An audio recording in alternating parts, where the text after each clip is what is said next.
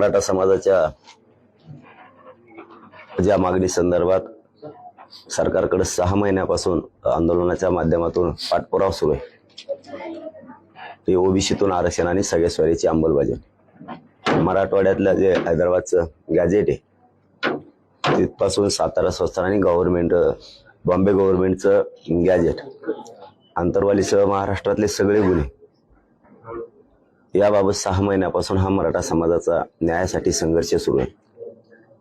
आतापर्यंतही सरकारनं त्या मागण्या पूर्ण केलेल्या नाहीत, म्हणून पुन्हा एकदा सरकारची जी मराठा समाजावरती दडपशाही आणि दहशत चालली, सत्तेचा गैरवापर करून ती थांबली पाहिजे।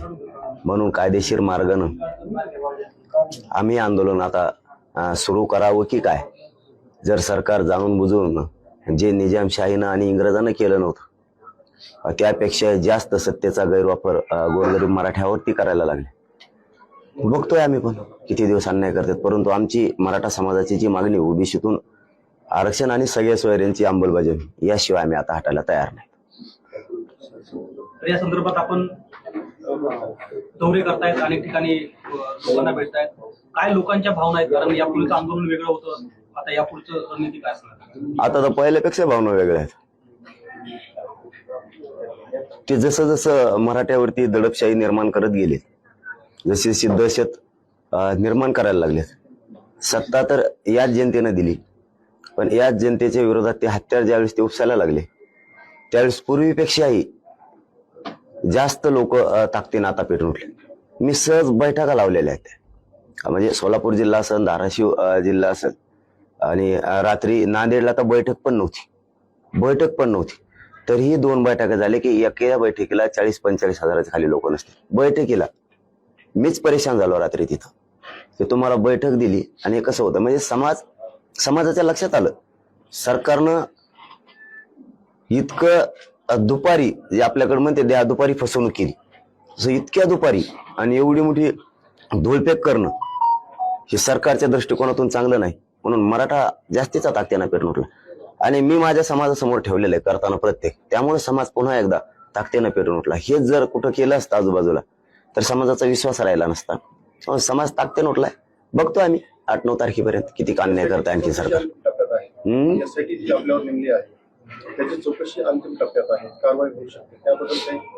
मला चौकशी सुरू आहे की नाही माहित नाही, आणखी सुरू झालंय का नाही याचाच मेळ लागा नाही। काय केलंय ते नाही, काय नाही, काही मिळत नाही माझ्याकडे तर आणखी कुणीच आहे ना। मी तर त्यासाठीच बाहेर आलोय, त्यांना अडचण येऊ नये। मी हॉस्पिटलला ऍडमिट आहे, हॉस्पिटलला ऍडमिट असल्यावर चौकशी करता यायची नाही म्हणून पटांगणा लावलोय। परत आंतरवालीत 2 दिवस थांबलो, आंतरवालीत वाट बघितली, ते आले नाही, आता इकडे आलो।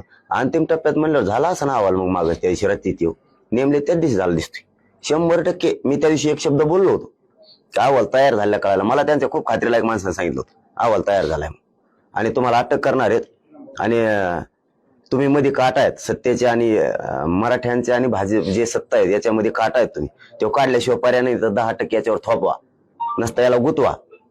मग त्या दिवशी सागर बंगल्यावर त्यासाठी चाललो होतं, मला त्याच दिवशी कळालं होतं हे करणार आहेत। मग त्याच्यानंतर 2ऱ्या-3ऱ्या दिवशी मी हॉस्पिटलवरून आल्यावर सुद्धा म्हणलो होतो अहवाल तयार झाला असं कळालं, ते खरं व्हायला लागलंय। आज मग बीडमध्ये चांगली माहिती मिळाली तुमच्या माध्यमातून मला, बीड शहरात की अहवाल तयार पण झाले, आधी 3 दिवस मला कळालं होतं। बीड जिल्ह्यामध्ये गुन्हे देखील दाखल झाले 2 ठिकाणी, तुमचा तालुका असलेल्या शिरूरमध्ये एक गुन्हा दाखल झाला आणि अमळनेरला एक गुन्हा दाखल झाला। या अगोदर खूप मोठे मोर्चे झाले, रास्ता रोको झाले, त्या ठिकाणी गुन्हा दाखल केला नाही, मात्र या रास्ता रोकोला उद्युक्त केलं, प्रवृत्त केलं म्हणून तुमच्यावरती गुन्हा दाखल झाले बीडमध्ये। नाही, त्याच्यासाठी गुन्हे नाहीत ते गुन्हे याच्यासाठी आहेत की जे आम्ही न टिकणार 10% मराठ्यांना आरक्षण दिले ते हा म्हण, ते फक्त समजा ठराविक लोकांनाच माहिती टिकत नाही। तुम्ही खोटं बोला मराठ्यांना आणि टिकणार नाही असं सांगा ते स्वीकारा। गुलाल उदाळा 2018ला उदाळला होता तसा, आणि पुन्हा एकदा मराठी मग त्यांना सत्तेत आणणार आणि पुन्हा ते आमच्या मुलक्या मोडायला चालू करणार, याच्यासाठी दबाव होता। आणि लक्षात आलं आमच्या 10% आम्ही स्वीकारत नाही, कारण ते टिकणारच नाही आणि त्याच्यासाठी धडपड चालू आहे गुन्हे दाखल करणे। आमची तयारी आमच्या लेकरांसाठी गुन्हे घ्यायची, पण ओबीसीतून आरक्षण घेतले सुट्टी देत नाही। तुम्हाला काय ना मराठा आता पुढं कळत, थोडं थांबा। लोकसभेच्या निवडणुका आहेत, त्या पार्श्वभूमीवरती बऱ्याच बैठका झाल्या समाजाच्या, त्याच्यामध्ये उमेदवार गावागावातून उभा करण्याचं देखील ठरलं गेलं। कसं पाहता याकडे नेमकं कशा पद्धतीने? नाही, ते समाजाचा निर्णय, समाजाचा मालक नाहीये मी, माझा मालक समाज। मी मुलगा म्हणून निमित्त म्हणून पुढे होऊन फक्त काम करतोय। समाजाचा निर्णय तो मालक हे मालकाने घेतलाय. शेवटी त्यांना अधिकार आहे. आता तुम्ही जर असं रस्त्यावर बोर्ड लावून देत नसाल, त्यामुळे गुन्हे दाखल करणार असाल, तुम्ही रस्ता रोको करू द्या ना, सभा बैठका घेऊ द्या ना, त्याच्यावर गुन्हे दाखल करायला लागले, मग आता कायद्याने अधिकार दिलेला ते तर करून देतात ना. का फॉर्म भरला म्हणून जेलला टाकणार आहे सगळ्याला? तो अधिकार आहे त्याचा, ते करू शकतात, कोणी टाकू शकते, 50-60 लोक टाकू शकते, असं काही नाही. मात्र वडेट्टीकरांचं म्हणणं आहे की अशा पद्धतीनं उमेदवार उभं करण्यापेक्षा जे मातब्बर पक्षाचे उमेदवार आहेत त्यांना आडवं करा, असं वडेट्टीवारांचं म्हणणं होतं. त्याकडे कसं म्हणतात? मग मराठीने बहुतेक त्यासाठी निर्णय घेतला असेल ना. स्वतःचे लेकरं उभा केले त्याने 50-60. मातंबर हाय कोण? सगळे बरबाटलेले तिथून तिथून. कोणी मातंबर कशाचा? सगळे आमच्याच मुंडक्यावर पाय देऊन पुढे गेले. आज आमच्या बाजूने बोलायचं बोलला का एखादा अधिवेशनात? कोणी मातंबर? एखादा मातंबर बोलला का सगळ्या स्वारीची अंमलबजावणी करा नागपूरच्या अधिवेशनात किंवा आत्ताच्या मुंबईत झालेल्या अधिवेशनात? मातंबर हाय कोण? आमच्या मागं लागलेले मातंबर असतात. मग त्यांना आडवं करणार आहे. बहुतेक मराठ्यांनी त्यासाठी निर्णय घेतला वाटतं. उमेदवारांची संख्या जर वाढली तर निवडणुकाच होणार नाहीत. महाराष्ट्रात निवडणूक लोकसभेची होऊ द्यायची नाही असा काही डाव आहे का? का असा प्रयत्न होईल किंवा असा प्रयत्न होणार नाही, शेवटी जाऊन काही सुला निघेल? नाही, सांगितलं होतं मी त्यांना की मराठ्यावर डाव टाकू नका. मराठ्याने जर पती डाव टाकला तर तो डाव तुम्हाला सुटणार नाही. शेवटी मराठ्यांनी टाकलाच. तुमच्या बाजूने जे आज समाधान करतायत किंवा मीडियावर बाईट देत आहेत त्यांच्यावर गुन्हे दाखल करण्याची प्रक्रिया पोलिसांनी सुरू केली आहे. अटक देखील चालू आहे. तर त्या संदर्भात काय सांगा? म्हणजे तुमचे कमजोर करण्याचा प्रयत्न चालू आहे का? पण होईना ना. ज्याच्यावर गुन्हा दाखल होईल तेव्हा तुम्ही मध्ये नसून टाकलं. माझं स्वातंत्र्य आहे, माझा अधिकार आहे, ते सुद्धा हिसकून घ्यायला लागलेत. मग हो द्या आता नाविलाजी. काय झालं बरं का, एक धुंद असते आणि ज्यावेळेस माणूस खूप धुंदीत असतो ना त्यावेळेस त्याच्या लक्षात येत नाही आपण काय करतोय ते. ज्यावेळेस समाजानं त्या राजगादीवर बसवलं आणि त्यांच्याच विरुद्ध जर मस्ती करायला चालू केली ना तर हा बघ हे असं होतं. याला धुंद म्हणतात. गोरगरिबांनी एखादी पोस्ट टाकली त्याच्या विरोधात गुन्हे दाखल करायचे, रस्ता रोको केले गुन्हे दाखल करायचे, बोर्ड लावले गुन्हे दाखल करायचे. पण उद्या तुमच्यावर पण वेळ आहे. थोडं थांबा, मला लई जास्त विषयावर खोलात आत्ताच नाही बोलायचे. आम्हाला आणखीन 4-5 दिवस बघायचे कोण कोण काय करतो, कोणचा आमदार मंत्री सरकार. तुमचं बारकाईनं लक्ष आहे सगळ्यांवरती.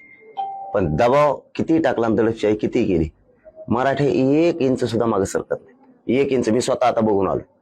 धाराशिव मध्ये एका छोट्या ह्याच्यात बैठक लावा म्हणून सांगितलं होतं. लोक वाढत गेले म्हणून त्यांना 6 स्क्रीन लावायला लागल्या. ते पूर्ण मंगल कार्यालय भरून मोहोळ मधली सुद्धा मंगल कार्यालयात बैठक होती. नाविलाजानं 6 मंगल कार्यालयाच्या मधल्या ग्राउंड मध्ये घ्यायला लागले. असले शाने तर होते शाने, नाहीतर मराठ्यांनी आम्ही आता लोकशाही मार्गाने खेटायचं ठरवलेच. दुसऱ्या टप्प्यात तरी आंदोलन आहे ते सरकारकडून कुठंतरी दडपण्याचा प्रयत्न सगळा सुरू आहे. गुन्हे दाखल होणं आता दिवशी झाला त्याचा किंवा बॅनर काढणं, तर याला कसं प्रत्युत्तर तुम्ही देणार आहे किंवा काय रणनीती आहे? होईल, उत्तर मिळणार आहे. 2-3 दिवस थांबून बघणं खूप गरजेचं असतं.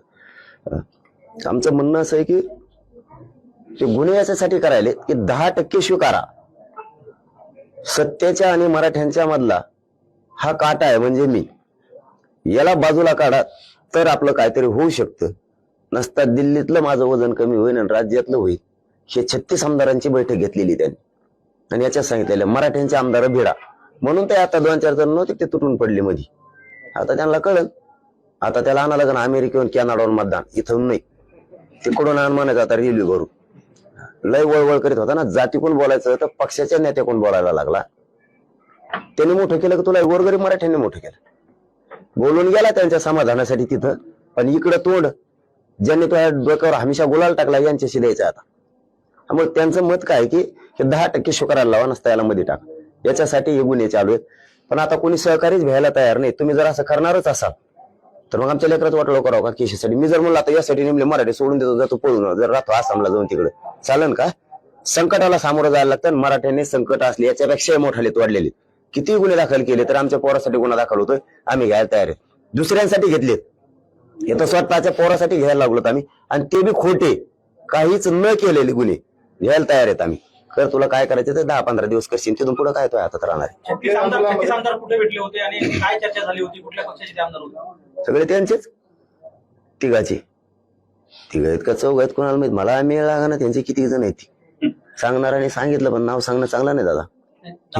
ही खूप मोठा विषय. शेवटी काय असतं, माझ्या आजूबाजूचं मी काय करतोय हे जर गृहमंत्र्याला मुख्यमंत्र्याला माहित होणार असलं तर याचा अर्थ हे आजूबाजूचे माझ्याशी गोड बोलतात आणि तिकडे पण बोलतात, याचा अर्थ असा आहे. मग तुम्ही जर माझे फोडू शकतात, मग कशाच्या जोरावरती मला नाही माहित तुम्ही कशाच्या जोरावरती, ते माझ संघ पण येत आणि तुमचे संघ पण येत. पण मी जर आता यांना म्हणतोय तू सरक बाजूला, तू दुसऱ्या पार्टीत जातोय, मी त्याने बॉम्ब लाईल तिकडे विरोधात मराठ्याचे, त्यापेक्षा मला माहित असून म्हणतो तुलाही चांगला आहे, मला माहिती हे सांगत आहे सगळं, तरी पण म्हणतो तुलाही चांगला आहे सध्या. कारण मला माहिती आहे मराठ्यांच्या विरोधात हे बोलणारे जो, कारण स्वार्थ इतका भयानक असतो, स्वस्वार्थ. समाजाच्या स्वार्थासाठी माणूस मरायला भेट नसतो, पण स्वस्वार्थ इतका भयानक असतो तो समाजाला सुद्धा बघत नसतो. तसं माझं जसं माहित होतंय तसं साहेब मी बी समाजासाठी माझी जीवाची बाजी लावली, त्यामुळे कोणाच्या तरी मी पण हृदयात बसलेलो आहे तिथं पण. मग तिथं अधिकारी असन, तिथं कर्मचारी असन, तिथं नेता असन, तिथं आमदार असन, तिथं मंत्री असन, तिथं कामगार सफाई कामगार असेल, एखादा तिथले वकील असतील, तिथले कोणीतरी असतील, त्यांच्या जवळचे कार्यकर्ते असतील, कोणीतरी मला तिथं मानणार असणार आहे. ते पाठ्या मला सांगतो, ते म्हणून तुला माझ्या लय काळजाला लागलं राव, माझ्यासाठी ते देवे पण लय काळजाला लागलं, असं असं चालू आहे साहेब. असतंय तुम्ही किती खोल घरात शिरलेला आहेत, आम्ही भावनेनं खोल घरात शिरलो, जरी कोणाला रुपया देऊ शकलो नसलं तरी भावना बसलेली लोकांची मनात. हे सगळी बैठक कुठं झाली याची माहिती आहे का? सगळ्यांची नावं सार्वजनिक आता का करत नाहीत? कारण नाही, नाही. अनेक हे यासाठीच करायचं मला. मनात ठेवता आणि मनात कुठे ठेवतोय, सांगतोय धडाधडण प्रत्येक वेळेस सांगितलंय. सांगणार आहेत का सार्वजनिक? नाही नाही नाही, या साईडला सांगणार, या साईडला सांगणार, ती माझ्याकडे आली का तिला सांगणार. ते म्हणते ना माझ्या माग शरद पवार हे उद्धव ठाकरे हे म्हणतात ना, ते म्हणतात ना ते आहेत माग माझ्या 2 जण. तर ते सांगतो मला सगळ्यात जास्त फोन तुमच्याच आमदाराचे मंत्री झाले, तुमचे सार गुत त्याच्यात. त्याला जोडून या 36 आमदारांमध्ये काही इतर समाजाचे का मराठा समाजाचे आमदार आहेत?